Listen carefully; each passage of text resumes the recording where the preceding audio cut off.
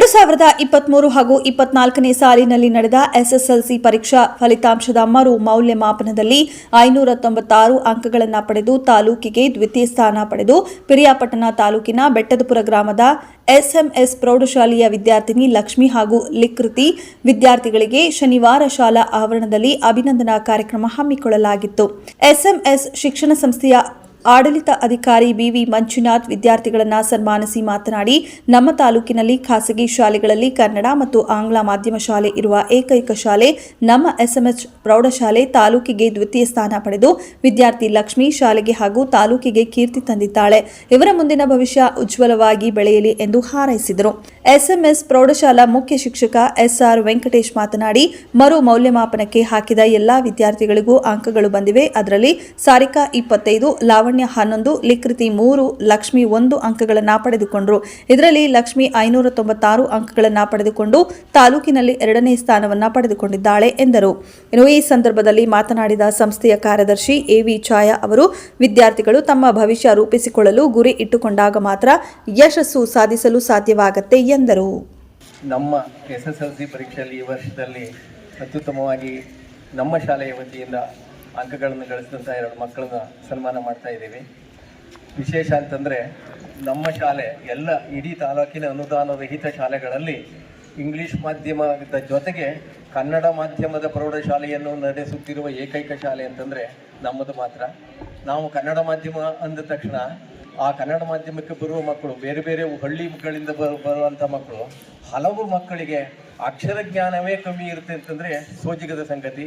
ಅಂತಹ ಮಕ್ಕಳನ್ನು ತಯಾರಿ ಮಾಡಿಕೊಂಡು SLC ಬರುವ ಹೊತ್ತಿಗೆ ಪಾಠ ಕಲಿತು ಪರೀಕ್ಷೆ ಬರೆದು ಉತ್ತಮ ಶ್ರೇಣಿಯಲ್ಲಿ ಒಂದು ಪಾಸಾಗುವ ಮಟ್ಟಕ್ಕೆ ನಮ್ಮ ಶಿಕ್ಷಕ ವೃಂದದವರು ತರ್ತಾ ಇದ್ದಾರೆ. ನಾವು ಇತಿಹಾಸದಲ್ಲಿ ಅಂದರೆ ಈ ತಾಲೂಕಿನ ಪ್ರೌಢಶಾಲೆಗಳ ಇತಿಹಾಸದಲ್ಲಿ 625ಕ್ಕೆ 620 ಅಂಕ, ಅದೇ ಸಮಯದಲ್ಲಿ 616 ಅಂಕ, 612 ಅಂಕ, ಹೀಗೆ 3 ಸ್ಥಾನವನ್ನು ಪಡೆದಂತಹ ದಾಖಲೆಯನ್ನು ಮಾಡಿರ್ತಕ್ಕಂಥ ಎಸ್ಎಂಎಸ್ ಶಾಲೆ ಇದು. ಅದರ ಜೊತೆಗೆ ಕನ್ನಡ ಮಾಧ್ಯಮದಲ್ಲೂ ಇರುವ ಮಕ್ಕಳನ್ನ ಪ್ರೇರೇಪಿಸಿ ಬೆಳೆಸ್ತಕ್ಕಂಥ ಶಾಲೆ ಇದಾಗಿದೆ.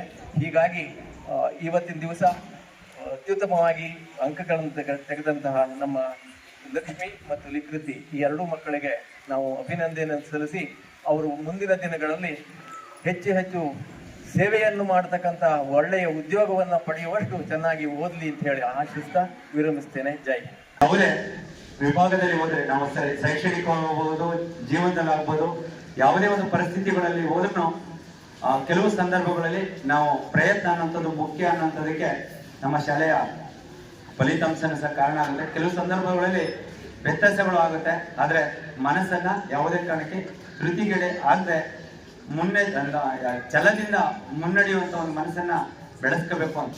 ಯಾಕೆಂದ್ರೆ ಈಗ ಲಕ್ಷ್ಮಿ ಅವರು ತಾಲೂಕಿನ ತೃತೀಯ ಸ್ಥಾನವನ್ನು ಪಡ್ಕೊಳ್ಳುವಂತ ಇದ್ರು, ಆದರೆ ಮತ್ತು ಮರು ಎಣಿಕೆಯನ್ನು ಮಾಡಿದಂಥ ಸಂದರ್ಭದಲ್ಲಿ ದ್ವಿತೀಯ ಸ್ಥಾನವನ್ನು ಪಡ್ಕೊಂಡಿದ್ದಾರೆ. ಆದ್ರೆ ಇನ್ನೂ ಒಂದು ಗಣಿತ ವಿಷಯ ಅದರ ಅಂಕ ಬರಬೇಕಿತ್ತು, ಆದರೆ ಇನ್ನೂ ಫಲಿತಾಂಶವನ್ನು ಪ್ರಕಟ ಆಗದೇ ಇರೋ ಕಾರಣ ಆ ವಿದ್ಯಾರ್ಥಿ ಕಾಲೇಜಿಗೆ ಬೇರೆ ಕಡೆ ತುಂಬಾ ದೂರ ಸೇರಿರೋದ್ರಿಂದ ಇಲ್ಲಿ ಅದರ ಸಮಯ ಅವಕಾಶ ಸಿಗಲ್ಲ ಅನ್ನೋ ಉದ್ದೇಶದಿಂದ ಈ ಏನೇನೇ ಒಂದು ಸನ್ಮಾನ ಅಂತ ಹೇಳ್ತಾ, ಮಕ್ಕಳು ಯಾವಾಗಲೂ ಮುಂದಿನ ಗುರಿಯಗೆ ಅವರ ಚಿತ್ತ ಮುಂದಿನ ಗುರಿಯಾಗಿರ್ಬೇಕು ಅಂತ ಹೇಳ್ತಾ ಒಂದು 2 ಮಾತು ಮುಗಿಸ್ತಾ